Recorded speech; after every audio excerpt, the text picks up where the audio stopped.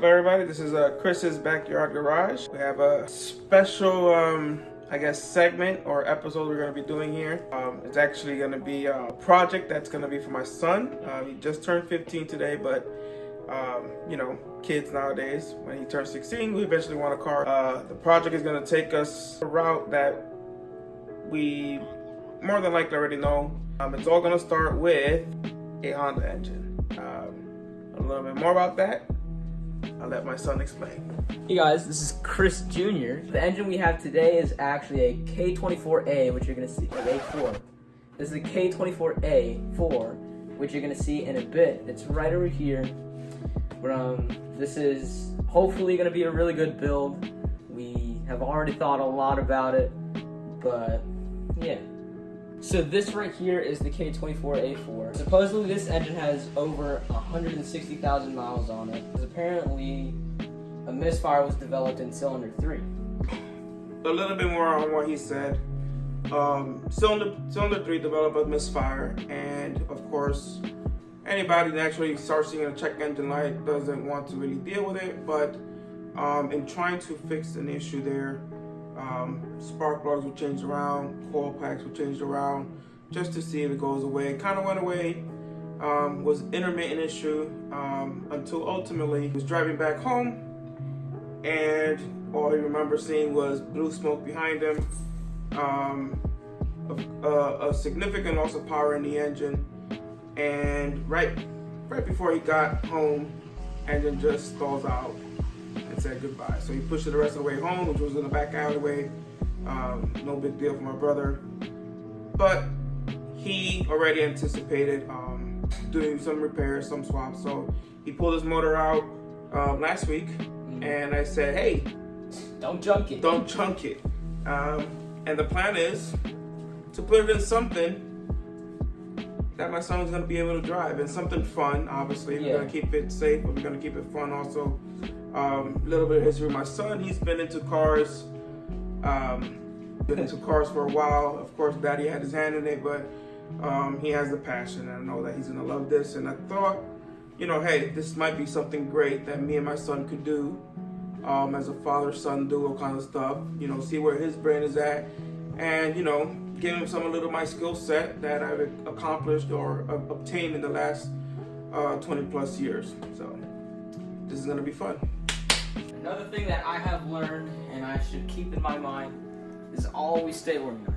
So yesterday, we went out to Walmart and bought some really cheap bins. You also want to make sure that you label these bins as well, because it's kind of bad to just have random bins laying around with random parts in it, unless you have like a really good memory and you recognize where everything goes. But if you're me and you've never really actually tried to tear down like majority of an engine, you better label these things. Not all the parts of the engine are huge, so that's why you get some Ziploc bags. Let's say you just have little pieces of hardware that you want to put in there. You can just go to your average store if you can and get some Ziploc bags. So we have our average set of tools in here. We have some sockets, ratchets, extensions, and an impact. An impact isn't really necessary, but an impact will make an impact on your experience of taking this thing apart. A little bit faster too. Yeah, it just saves a lot of time. It's just gonna make your day a bit easier.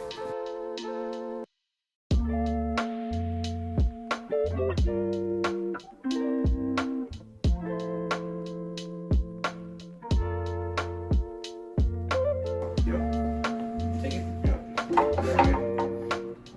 Have a whole bunch of stringy stuff. Put it upside down just like that. Is off.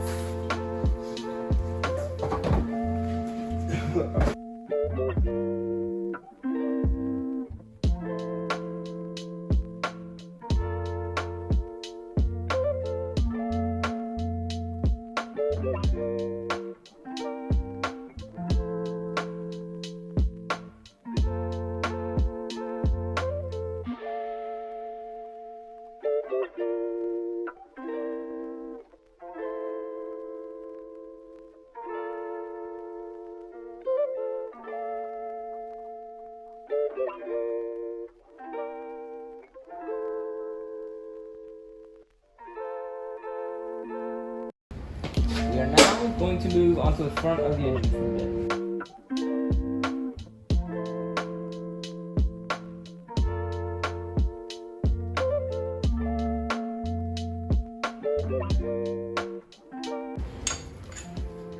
Get yourself one of these guys, okay?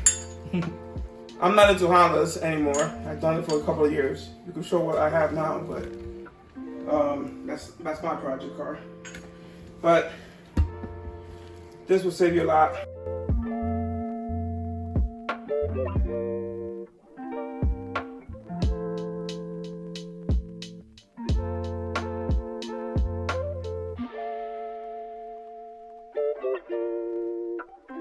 Pretty well maintained.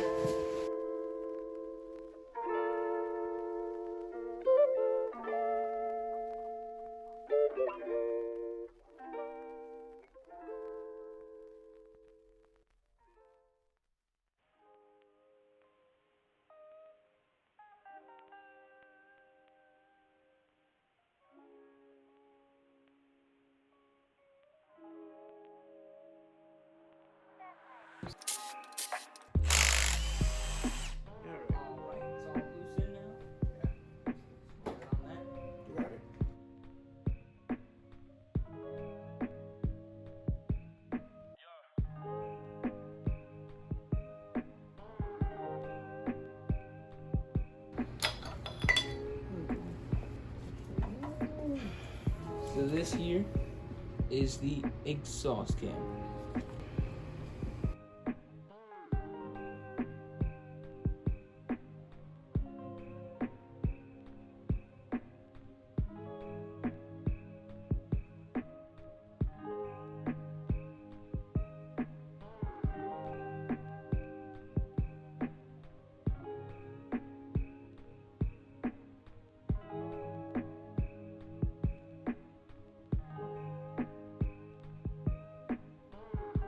At the beginning of the video, we mentioned there's probably something wrong with piston 3, because that's what my uncle had determined. 1, 2, 3. Definitely oil in it. One was on its way out too. That one was building up oil. So, ready? So, cylinder 3 was a problem, but how was it running on cylinder 1? This is cylinder 3 right here. Mm-hmm. Right? Wait. Yeah, that would be 3. So, this concludes episode 1. Our main goal was to diagnose the problem, which we kind of did. We figured out. We already had a bit of context behind it, though. Not only was it cylinder 3, but we found this. And that's cylinder 1. So, yeah, but that was unexpected because the history of what we thought was cylinder 3. As soon as we took it off, we did notice oil in number 1. Yeah, 1 almost looked close to done. So that's what led me to look at the bottom and saying, what the hell's going on? Mm-hmm. But yeah, funny thing is, there's no chunks of the valve either in there. So it's gone. I don't know if that was bad fuel, a bad coil pack causing a misfire, torching the valve, But in conclusion, cylinder 3 was our main issue, and we figured out cylinder 1 was bad. And our main goal of this whole thing was to basically get the head off, and we did that. Good job. Peace out. To stop what you're doing and listen.